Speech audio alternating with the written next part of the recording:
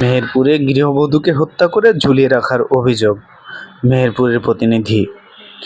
মেহেরপুরের মুজিবনগর উপজেলায় সুফিয়া খাতুন ৬০ নামে এক গৃহবধূকে হত্যা করে ঘরের আড়ায় ঝুলিয়ে রাখার অভিযোগ উঠেছে।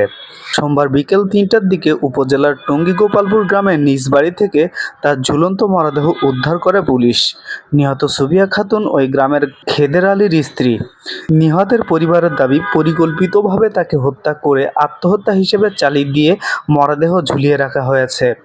সুফিয়া খাতুনের শরীরের বিভিন্ন স্থানে আঘাতের চিহ্ন ছিল এবং মরদেহ রক্তাক্ত অবস্থায় পাওয়া যায়। নিহতের স্বামী খেদের আলী বলেন, জমি জমা সংক্রান্ত বিরোধ নিয়ে তার আপন ভাই আখের আলীর সঙ্গে দীর্ঘদিন ধরে দ্বন্দ্ব চলছিল। গত ৫ই এপ্রিল প্রতিপক্ষ দলবল নিয়ে বাড়িতে হামলা চালিয়ে হত্যার হুমকি দেয়। সেই বিরোধের জের ধরে এ হত্যাকাণ্ড ঘটতে পারে বলে তিনি আশঙ্কা করেছেন।